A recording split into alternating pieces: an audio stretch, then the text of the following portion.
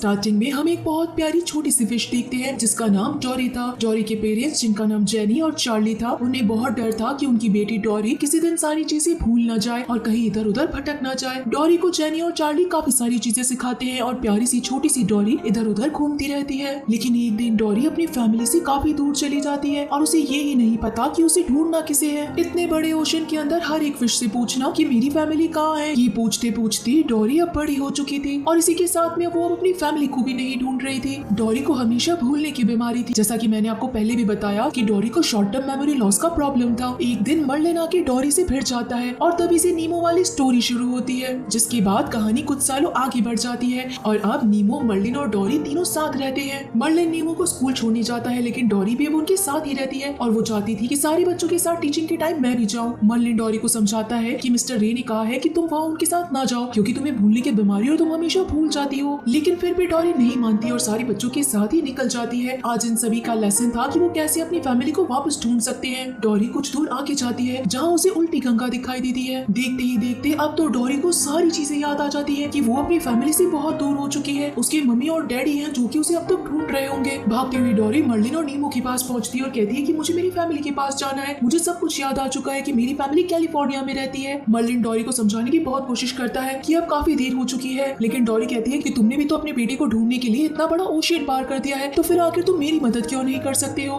नीमो भी अपने father Merlin को कहता है कि डोरी को हमें उसकी फैमिली तक ले जाना चाहिए, लेकिन अब कैलिफोर्निया तक जाएगा कौन, आखिर रास्ता किसे पता है। तभी हम फर्स्ट पार्ट यानी फाइंडिंग नीमो वाली क्रश को देखते हैं जो कि डोरी, मर्लिन और नीमो को ले जाते हैं कैलिफोर्निया के ओशन में। वही डोरी जाते ही स्टार्ट हो जाती है अपने मम्मी और डैडी का नाम जोर जोर से चिल्लाने के लिए। मर्लिन समझाता है कि ये एक अलग ओशियन है, यहाँ पे कोई भी खतरा हो सकता है, लेकिन डोरी तो चुप होने का नाम ही नहीं लेती। डोरी को लगता है कि ये जगह जानी पहचानी है कि तभी उनका सामने एक बहुत बड़ी ऑक्टोपस से हो जाता है, जिससे बचते हुए डोरी, मर्लिन, नीमो काफी दूर तक तैरते जाते हैं। इसके कारण नीमो इंजर्ड हो जाता है। मर्लिन गुस्से में आने के कारण डोरी को बहुत डांटता है कि तुम्हारे कारण मेरा बेटा मरता मरता बचा, इससे अच्छा होगा कि तुम हमसे दूर हो जाओ, अकेले ही कहीं चली जाओ। डोरी कहती है कि मैं मदद लेके आती हूँ, मैं जल्दी सारी चीजें ठीक कर दूंगी। लेकिन असल के अंदर तो डोरी कैलिफोर्निया पहुंच चुकी थी। उसे कोई आवाज आती है जिसके अंदर उसे पता चलता है कि शायद उसके पास मदद आने वाली है, लेकिन ये तो रेस्क्यू मेंबर थे मरीन लाइफ इंस्टीट्यूट के, जो कि डोरी को अपने साथ ही ले जाते हैं और इसी के साथ हॉस्पिटल ले आते हैं। फिशेस को लाया जाता है, उन्हें ठीक किया जाता है, फिर वापस से ओपन ओशन में छोड़ दिया जाता है। तभी यहाँ पे डोरी की मुलाकात एक वापस से 7 हैंड वाले ऑक्टोपस से होती है। इस ऑक्टोपस का नाम हैंक था, जो कि डोरी को देख के एक डील करने की कोशिश करता है क्योंकि डोरी के पास एक छोटा सा टैग था ताकि वो एक्वेरियम में जा सके। इस टाइम फिर से डोरी भूल चुकी थी कि वो आखिर यहाँ पे क्यों आई है, लेकिन याद आने के बाद वो हैंक से डील कर लेती है। हैंक डोरी को कहता है कि मैं तुम्हारी फैमिली को तुमसे मिलवा दूंगा, लेकिन इसके बदले मुझे ये टैग चाहिए। यहाँ पे मर्लिन और नीमो को लगता है कि शायद उन्होंने बहुत बड़ी गलती कर दी, डोरी को काफी ज्यादा डांट दिया। तभी यहाँ पे मर्लिन और नीमो को 2 सील दिखाई देती है। मर्लिन की पूछने पे ये सील बताती है कि तुम कैलिफोर्निया के अंदर हो, मरीन लाइफ इंस्टीट्यूट के अंदर, और यहाँ अगर कोई भी फिश आती है तो उसे क्वारंटाइन सेंटर में भेज दिया जाता है। इसका मतलब कि जो तुम्हारी दोस्त डोरी है उसे भी हॉस्पिटल भेजा गया होगा। दूसरी तरफ हैंक डोरी को अपने साथ ले आता है और इसी हॉस्पिटल से एक मैप पढ़ने की कोशिश करते हैं, जहाँ पे डोरी को मैप देखने के बाद शेल्स दिखाई देते हैं। शेल्स के कारण डोरी को फिर से चीजें याद आती है कि डोरी के पेरेंट्स ने कहा था कि कभी भी तुम गुम हो जाओ तो हमेशा शेल्स का पीछा करते जाना। तभी एकदम से एक स्वीपर आ जाते हैं, जिसके कारण डोरी और हैंक को छुपना पड़ता है।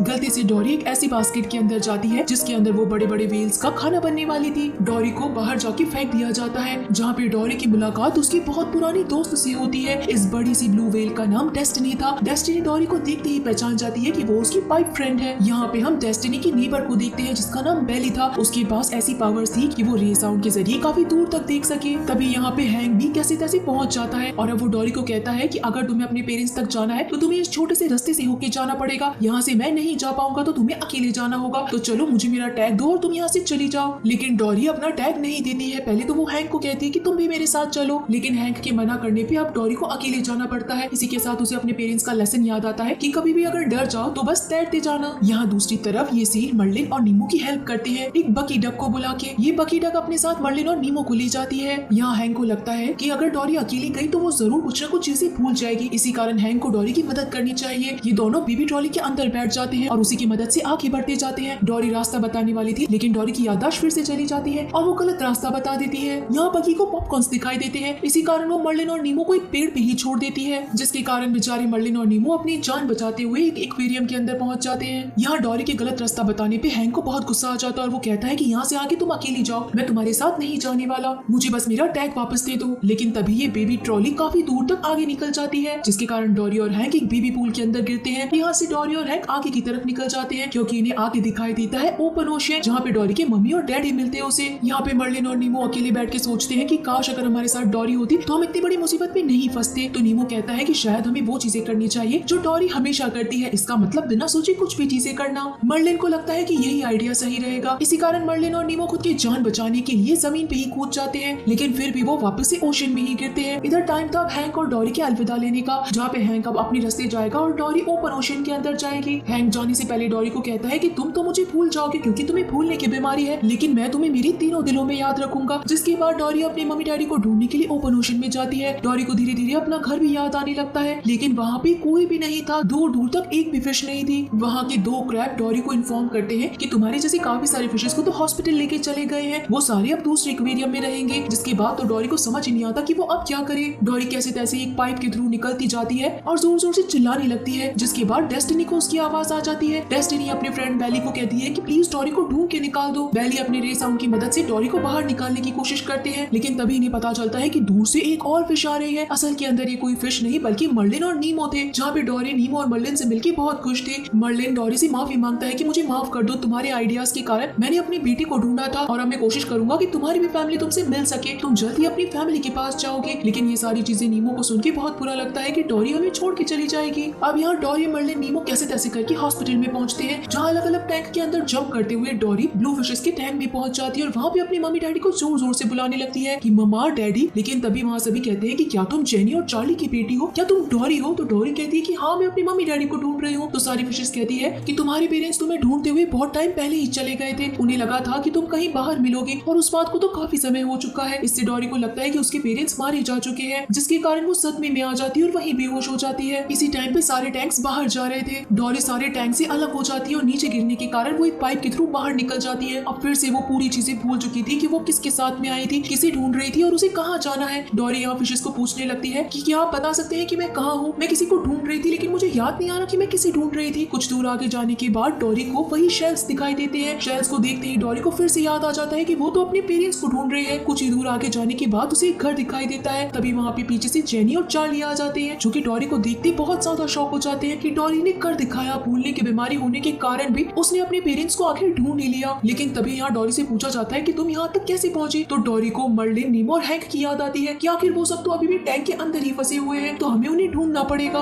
अब यहाँ पे डोरी अपने पेरेंट्स के साथ में मर्लिन, नीमो और हैंक को ढूंढने के लिए जाती है, लेकिन तब तक काफी देर हो चुकी थी। इसी कारण डोरी अपनी ब्लू व्हेल वाली फ्रेंड यानी कि डेस्टिनी की मदद लेती है और कहती है कि अब तो तुम्हें मेरी मदद करनी ही पड़ेगी। अपने साथ बेली को लो और सीधा यहाँ से जंप करो। डेस्टिनी को ज्यादा कुछ दिखाई नहीं देता था, इसी कारण वो बिना देखे ही ओपन ओशन के अंदर जंप कर जाती है। पीछे पीछे बेली को भी आना पड़ता है। बेली के साथ अब डोरी की पूरी फैमिली थी। यहाँ डेस्टिनी, बेली, डोरी और उनके साथ उनके पेरेंट्स भी थे। बेली देख के बताता है कि सारे एक्वेरियम को ट्रक के अंदर लेके जाया जा रहा है, लेकिन ट्रक को आखिर कैसे रोका जाए। तभी डोरी को आइडिया आता है कि यहाँ कुछ लव पैड्स हैं। लोग हमेशा लव पैड्स को देखने के लिए रुक ही जाते हैं। इसी कारण डोरी इन सभी की मदद लेती है। देखते ही देखते सारी कार्स रुक जाती है लव पैड्स को देखने के लिए। यहाँ अपनी फ्रेंड की मदद से डोरी सीधा जंप करते हुए ट्रक के अंदर पहुंच जाती है, जहाँ पे उसे मर्लिन, नीमो और हैंक मिलते हैं। डोरी कहती है कि मैं तुम सब लोगों को लेने आई हूँ, लेकिन हैंक वहाँ से जाने के लिए मना कर देता है। मर्लिन यहाँ पे बकी को बुलाता है। बकी यहाँ पे बकेट लेके पहुंच भी जाता है, लेकिन तभी हैंक कहता है कि मैं यहाँ से नहीं जाऊंगा, ये मेरी जगह है। डोरी हैंक को समझाती है कि आखिर तुम्हारे साथ जो भी हुआ वो हम समझ सकते हैं, लेकिन अब तुम्हें आगे बढ़ना चाहिए। सारी चीजों को भूल के तुम्हें खुले ओशन में चलना चाहिए। वहाँ भी बहुत बड़ा समुद्र है और बहुत सारी फिशेस है। अब जब ये लोग बाहर नहीं निकले थे कि तभी ट्रैफिक ओपन हो चुका था और इसी के साथ ट्रक के दरवाजे भी बंद हो गए थे। तो हैंक कहता है कि यहाँ से जाने का कोई रास्ता नहीं है। तो डोरी कहती है कि ऐसा तुम्हें लगता है कि यहाँ से जाने का रास्ता नहीं है, जरा ऊपर देखो, क्योंकि ट्रक के ऊपर थोड़ा बहुत स्पेस बाकी था, जहाँ से हैंक और डोरी निकल के बाहर आ जाते हैं। और अब तो यहाँ पे सबसे बड़ी चीज होती है, यानी कि ऑक्टोपस और फिशेस मिलके पूरा का पूरा ट्रक ही चोरी कर लेते हैं। हैंक यहाँ पे डोरी के डायरेक्शन से इस पूरे ट्रक को चलाने लगता है। देखते ही देखते ये लोग उल्टी लाइन में जाने लगते हैं और बहुत सारी कारों का एक्सीडेंट भी हो जाता है। किसी को बिलीव नहीं होता कि आखिर कोई भी नहीं बैठा है तो फिर ये ट्रक चल कैसे रहा है। यहाँ पे बेली को पता चलने लगता है कि ट्रक धीरे धीरे हमारी तरफ आ रहा है और अब तो आखिर वो टाइम आ चुका था जब डोरी अपनी सबसे बड़ी पागलपंती करे। वो हैंक को कह के पूरे के पूरे ट्रक को ही पानी के अंदर कूदने के लिए कहती है, जिसके बाद वो पूरा ट्रक पानी में गिरता जाता है और सारी फिशेस फ्री हो चुकी थी जो कि ऊपर ओशन के अंदर गिरने वाले थे। फाइनली अब डोरी को अपने पेरेंट्स मिल चुके थे। मर्लिन के पास नीमो आ चुका था और हैंक भी ओपन ओशन में आ चुका था। सभी साथ साथ रहने लगे, जहाँ पे डोरी मर्लिन मिलके नीमो को स्कूल छोड़ने जाते थे। इसी के साथ हैंक अब टीचर बन चुका था और मर्लिन डोरी को कहता है कि तुम्हारे भूलने की बीमारी तो कुछ भी नहीं है, तुमने सब कुछ कर दिखाया, तुमने अपने पेरेंट्स को ढूंढ लिया, तुमने इतने बड़े ओशन को पार किया और इसी के साथ में मेरे बेटे नीमो को भी ढूंढा था। तुम सब कुछ कर सकती हो। जिसके बाद डोरी को बहुत खुशी होती है और इसी के साथ में गाइस ये शानदार मूवी यहीं पे खत्म होती है। तो आप सभी लोगों को ये मूवी कैसी लगी मुझे जरूर बताइएगा।